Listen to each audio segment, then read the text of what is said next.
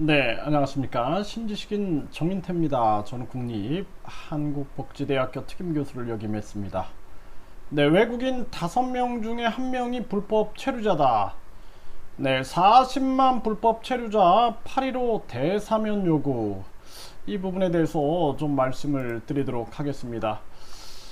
네, 이 지금 불법 체류자들이 굉장히 많이 늘어난 그러한 정황이죠. 그래서 연합뉴스에 보면은 네, 이주 단체들이 불법 체류자 40만 명에 육박하다.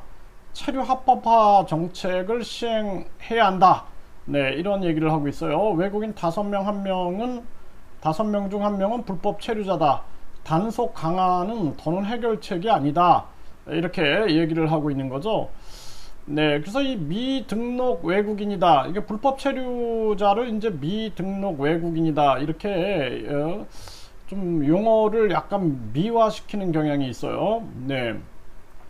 그래서 8.15 광복절 특별 사면 대상자에 포함하고 이들에게 체류 합법화 조치를 내려달라라는 거죠. 네, 그래서 난민인권센터, 이주노동자 평등연대, 천주교 인권위원회 15개 시민인권단체가 성명을 내고 미등록 외국인을 둘러싼 문제는 오늘 어제 일이 아니지만 이제까지 정부는 뚜렷한 해결책을 내놓지 않고 사실상 방기해왔다.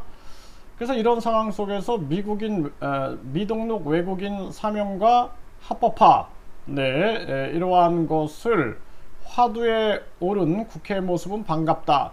국회에서 이제 이 사면 합법화 얘기를 한 것이 이제 반갑다 이렇게 얘기를 하고 있는 거죠. 그래서 시대 전환의 조정훈 의원은 네, 불법 체류 외국인 문제의 심각성을 지적하면서 해결책으로 이들에 대한 합법화 시켜주자, 그리고 대사면을 시켜주자 이렇게 얘기를 하고 있는 것이죠. 그러니까 외국인 5명 중에 1명이 불법 체류자다라는 것이죠. 네, 그래서 지금 우리나라 같은 경우에는 300명에 불과한 출입국 단속 반원으로 1인당 1300명을 단속해야 한다라는 거예요. 네, 그러니까 300명에 불과한 단속 반원, 그러니까 300명인데 한 사람당 1300명을 단속해야 되는데 네, 이게 뭐 12만 명의 일선 경찰관을 다 동원한다 해도 숨고자 하는 미등록 외국인을 찾아내 추방하는 것은 불가능하다라는 거죠. 그 일단은 이 틀을 이렇게 만든 자들을 처벌을 해야 합니다. 네, 이 틀을 이렇게 만든 자들. 누가 이런 상황을 만들었는가? 그래서 출입국 단속 반원이 300명인데 이것만 늘리는 이러한 일이 돼서는 안 된다라는 거예요. 그래서 제가 이 해외 공간에 영사가 돈 받고 비자 장사한 이런 상황들 이런 게 전수조사를 해야 된다는 거예요. 전수조사. 이게 아주 굉장히 중요한 상황이다. 저는 그렇게 생각을 하고요. 아주 심각한 문제가 아닐 수가 없다. 이렇게 생각을 합니다. 그래서 이들이 미등록 외국인에 대한 사면과 합법화 조치는 현 정부가 인구절벽 해결책의 한 방면으로 내세운 이민자 유치 확대와 결이 맞다 이렇게 얘기를 하고 있어요.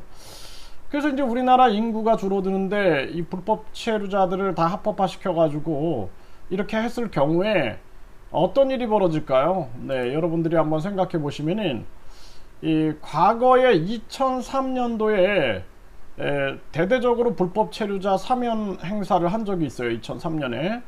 근데 몇 년 뒤 통계를 보면 한국이 이 부분에 대해 굉장히 아주 부드럽다 이런 식의 메시지가 전해져 브로커들도 암약하게 되고 단기간에 풀었던 불법 체류자만큼 거의 육박할 만큼 2005년에는 10만 명 가까이 늘었던 경험이 있다라는 거예요.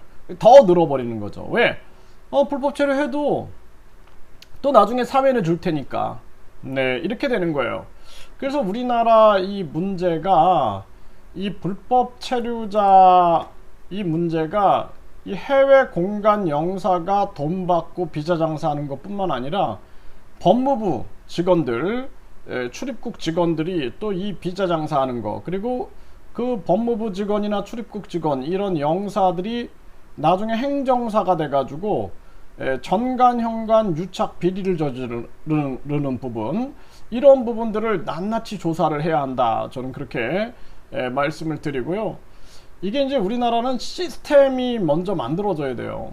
제가 꼭 필요한 사람들이 한국에 갈 수 있는 시스템, 네, 그것을 한국어 교육을 통해서 이루어야 되는데, 이런 비자 장사가 중간에서 판을 치기 때문에, 반치기 판을 치기 때문에 그런 정상적인 방법이 진행이 안 되는 거예요. 단적인 예로 말씀을 드리면은, 외국인 계절 근로자들이 한국어 공부를 어느 정도 해가지고 준비된 사람이 올 수 있게끔 한국어 토픽이라 그러거든요. 한국어 자격증을 예를 들어서 한 2급 정도 취득한 사람들을 우리가 받자. 그러면 한국어도 활성화되고 한국어가 세계화되는 데도 영향을 미치게 되고, 나중에 이들이 일할 때도 준비됐고, 그리고 충분히 의사소통 문제로 각종 인권 문제가 줄어들 것이다.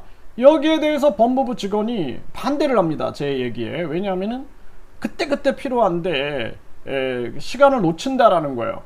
그런데 그 뒤에는 뭐가 있냐? 그렇게 하면은 정상적인 상황 속에서는 이런 비자 장사가 있을 수가 없는 거죠.